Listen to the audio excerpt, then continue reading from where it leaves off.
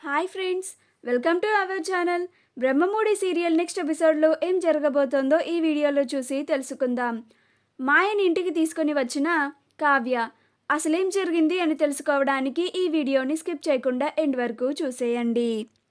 పంతులు గారు భద్రాచలంలో సీతారాముల కళ్యాణం జరిగిన తరువాత రాముల వారి అక్షింతలను దుగ్గిరాల వారి ఇంటికి తీసుకొని వచ్చి దంపతుల చేత అక్షింతలు వేయిస్తూ ఉంటారు. అప్పుడు సీతారామయ్య ఇంద్రాదేవికి అక్షింతలు వేస్తారు. ఆ తరువాత సుభాష్ అపర్ణకి వేస్తాడు. ఆ తరువాత ప్రకాశం ధాన్యలక్ష్మికి వేస్తాడు. ఆ తరువాత రాజ్ కావ్యకి అక్షింతలు వేసేలోగా రుద్రాణి అడ్డుపడుతుంది. అప్పుడు ఇందిరాదేవి, రుద్రాణి నువ్వు కాసేపు మౌనంగా ఉంటావా అని అంటుంది. అప్పుడు రుద్రాణి సైలెంట్ అయిపోతుంది. అప్పుడు సీతారామయ్య రాజ్ కావ్యకి అక్షింతలవే అని అంటాడు. అప్పుడు రాజ్ కావ్యని అక్షింతలు వేసి ఆశీర్వదిస్తాడు. ఆ తర్వాత రాహుల్ స్వప్నని ఆశీర్వదిస్తాడు.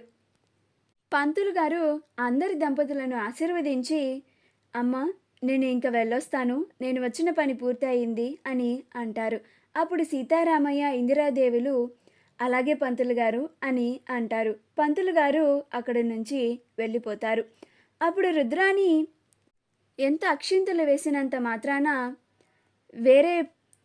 వేరే అమ్మాయి పుట్టిన బిడ్డ కావ్యకి పుట్టినవాడు అవ్వడుగా అని రుద్రాణి అంటుంది. అప్పుడు అపర్ణకు కోపం వస్తుంది. అప్పుడు అపర్ణ, రుద్రాణి అంటున్న మాటలు వింటున్నావు కదా కావ్య, నువ్వు నాకు ఇచ్చిన మాట ఏమైంది? ఏది నిజం? నిజం బయటపెడతానన్నావు కదా అని అంటుంది. అప్పుడు కావ్య ఈరోజే బయట పెడతాను అత్తయ్య అని, నేను మీకు ఇచ్చిన మాటని నిలబెట్టుకుంటాను అని కావ్య బయటికి వెళ్తుంది. రాజ్, సుభాష్లు ఇద్దరూ టెన్షన్ పడుతూ ఉంటారు, ఎక్కడ ఎలాంటి ప్రమాదం జరుగుతుందో అని. అందరూ కావ్య కోసం హాల్లో ఎదురు చూస్తూ ఉంటారు. అప్పుడు రుద్రాణి, ఏది కావ్య, నిజం బయట పెడతాను అని ఎప్పుడో అనంగా బయటకు వెళ్ళింది, ఇంతవరకు తిరిగి రాలేదు, నిజం బయట పెట్టలేకపోతోంది అని అట్నుంచటే వెళ్ళిపోయిందా ఏంటి అని రుద్రాణి అంటుంది. అప్పుడు అపర్ణ, కావ్య వస్తానంది కదా చూద్దాం అని అంటుంది.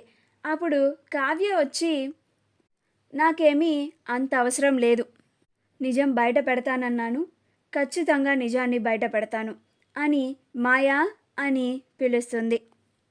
ఆ మాట వినగానే రాజ్, సుభాష్లు ఇద్దరూ ఆశ్చర్యపోతారు. సుభాష్ ఆశ్చర్యపోయి వెంటనే నుంచొని మాయ వచ్చిందేమో అని చూస్తాడు. రాజ్ కూడా మాయ వచ్చిందేమో అని చూస్తూ ఉంటాడు.